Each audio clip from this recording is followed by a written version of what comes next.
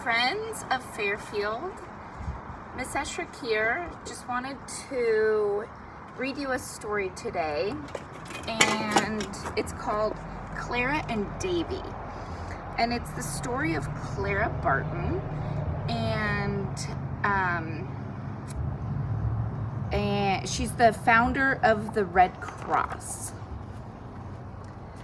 I'll show you the pictures too, as best as I can. On a cold, blustery morning in North Oxford, Massachusetts, a blizzard was threatening and bearing down hard. It was Christmas Day, 1821. Mama was expecting her 5th child. 10 years had passed since her last baby. Mama's health was fragile. I'm gonna keep going back and forth.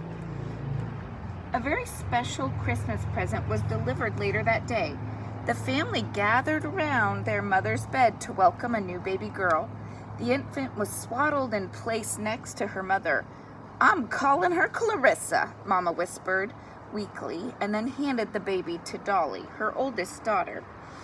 Clarissa's oldest sister, Sally, and her big brother, Stephen, took turns holding her, but it was Davie, the youngest brother, who had been awaiting her arrival. He was so pleased to have a new baby sister. He rocked her in his arms, her tiny finger wrapped around one of his, and he laughed out loud with the pure joy of it. "That's some grip. I bet she'll be breaking horses for Ba before we know it," Davie cowed. "But she looks more like Clara than a Clarissa," he announced. From that day on, that's what everybody called her, Clara.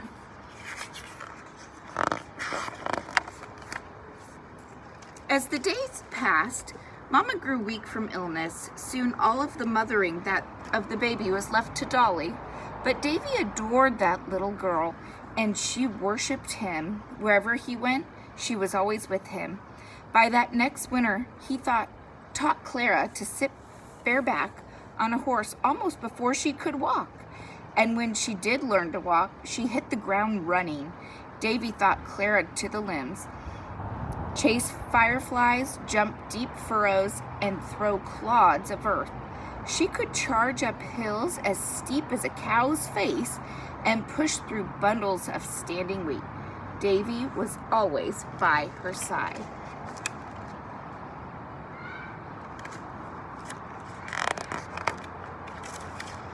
What Clara loved most was when she and Davie would swing together from a giant oak in a field of wildflowers right next to the creek bank. "Higher, Davie," Clara squealed. "If we go any higher, you'll punch through those clouds and I'll have to break up a piece of the moon for you," Davie laughed. When Clara ran through the wildflowers, she tried to smell each one of them, and she and Davie always gathered an armful to take back to the house. On their way, they stopped at the barn. Clara helped Davie feed the animals and do chores. Clara took to nature and animals like a flower takes to the sun. She had a special way with critters and found joy in the beauty that sprang from the soil. These all came easy to Clara, but whenever Clara talked, it was a struggle. Her words just didn't come out right. Horse was horth. Snapdragons were snapdragons.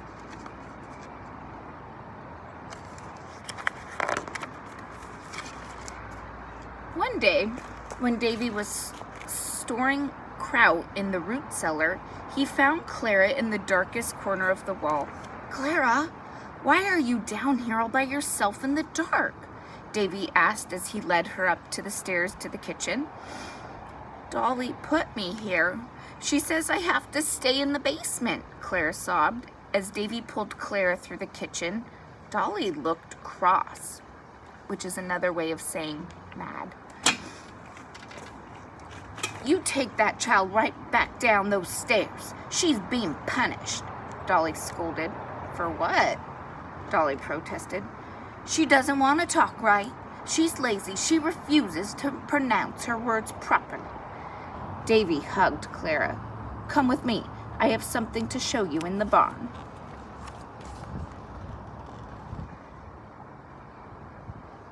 Sorry if the sun's too bright.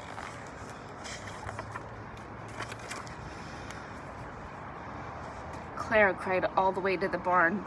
I'm trying real hard to talk, right, Davie? But my tongue just won't do what Dolly wants it to, Clara spurted. Davie led her to one of the mangers. He parted the straw. That's when Clara saw the newborn puppy. She wiped her tears. Where's its mama? Ran away, Davie answered. But this little pup is a sickly runt. If somebody doesn't tend to her, she won't live too much longer, Davie whispered. I'll take care of her, Clara promised. She's cute as a little button. That's what I'll call her, Button, Clara exclaimed. Button flourished under Clara's care. She loved that dog more and more each day. But even with the happiness that brought Button to Clara, ridicule of Clara's lisp called her to withdraw. She grew shy and afraid of most people. When Dolly brought her up the subject of Clara was going to school, Clara ran and hid in the barn.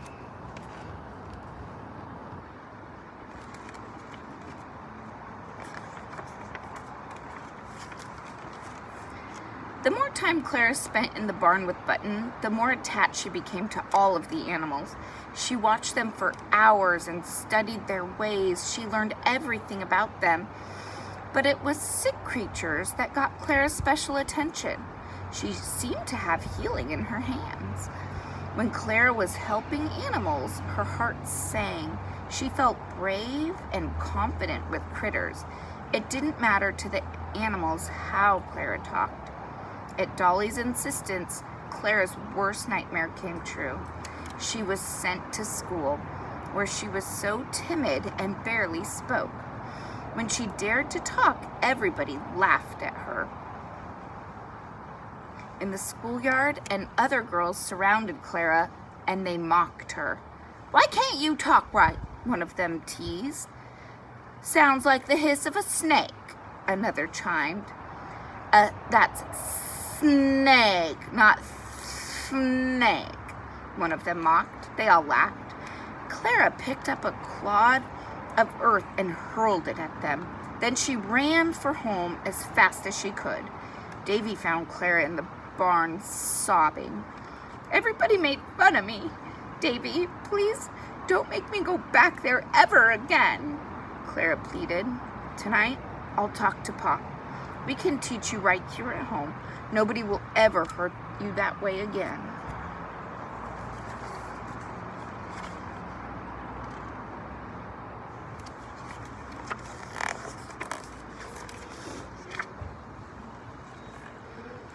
Davie was true to his word. He convinced Pa to let Clara be homeschooled. The whole family helped her. Stephen taught Clara how to figure numbers. Sally and Dolly helped Clara become a fine reader. Davie taught Clara to read maps and gave her lessons about nature's wonders. Soon, Clara could add, subtract, multiply, and divide any combination of numbers. She read just about every book in her Pa's shelves. She and Davie enjoyed special trips into the village to borrow books about nature and animals from the library. They always made their way home through the woods and fields filled with wildflowers. Thanks to Davie's lessons, Clara knew all the flowers by name. Davie marveled at his sister's ways. Wild squirrels and sparrows greeted Clara. No animal feared her. She'd lean over and whisper sweet words to the daisies and asters. If Clara was nearby, they seemed to brighten and stand taller. When gathered together in nosegay banquet, Clara found the flowers her tussie-mussies.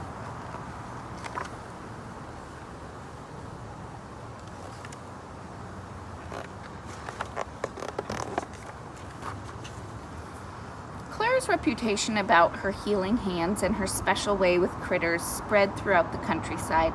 Neighbors called on Clara to treat their farm animals. She started borrowing medical books from the library. it got to be that Clara could deliver fowls, treat cows, mend broken sheep bones. Her green thumb, which means you're a good gardener, her green thumb was almost as renowned as her ability to treat and heal living creatures every spring. Clara's flower garden was the envy of the village. Around this time, Dolly was struck down by a mysterious illness that confined her to her room. Even though Dolly had been mean to Clara, seeing Dolly so sick was like losing her second mother. Dolly's illness made Clara even more determined to study the library's medical books so that she could find cures for all kinds of sicknesses. For fun, Clara still ran through the countryside with the boys from school. Davie was always by Clara, making sure she was safe from scorn.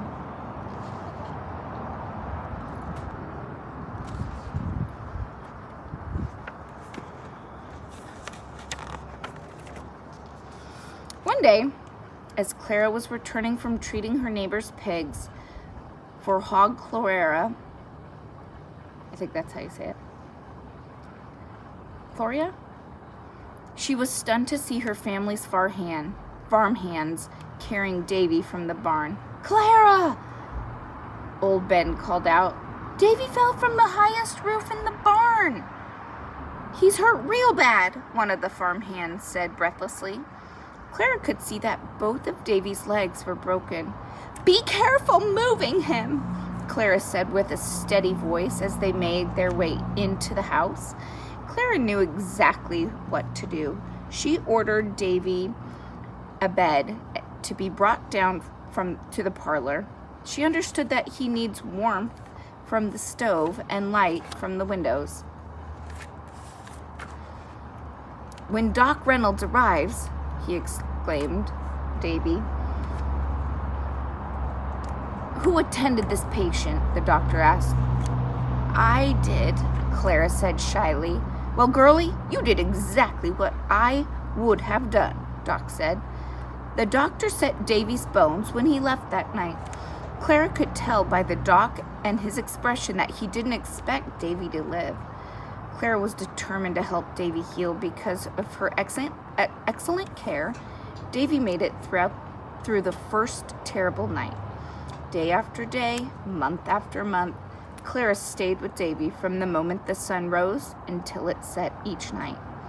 Clara was with Davie by his side, seeing to his wounds, comforting him. These springs came and went. 3 springs came and went. As Davie slowly recovered, Clara marked the milestones in his healing. There was the first day he could move his feet again, the day his bones were fully knitted and mended, the day he left his bed and was carried to the chair by the window. But the last hustle still had to be accomplished. He still had to walk again.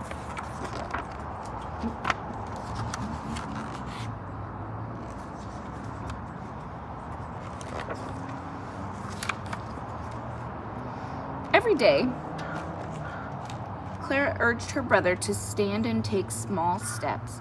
She sang to Davie. She read him his favorite book. She always kept fresh nosegay bouquets on the table near him. Each time Davie's bouquet needed to be replenished, Clara walked to the creek bank alone, wondering if Davie would ever walk beside her again. Sadly, every day was the same. Davie couldn't seem to muster the courage to even try.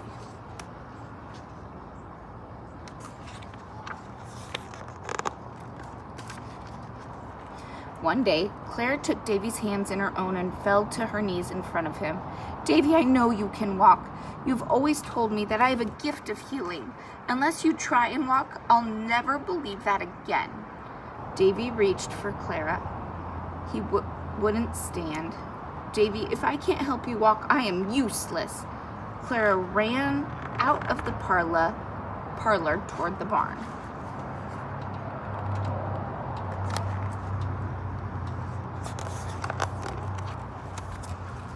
Clara sobbed alone. Then she saw a shadow standing in the barn doorway. It was Davie. Standing with an armful of wildflowers, Davie whispered softly, "I walked to the creek bank and picked these myself on my own 2 legs." Clara blinked. Her eyes weren't lying. Davie said, "You do have the gift of healing, Clara. It's in your heart and your hands. Thank you for my life." Davie took careful steps towards his little sister. They hugged. They wept tears of joy. Davie said, "Someday you are going to be a great lady, Clara."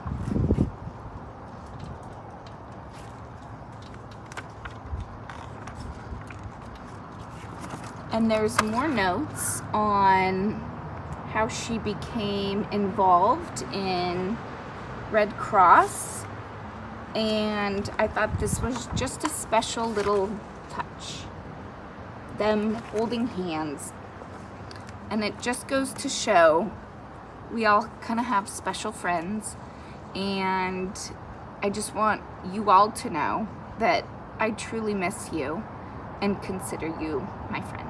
Thank you.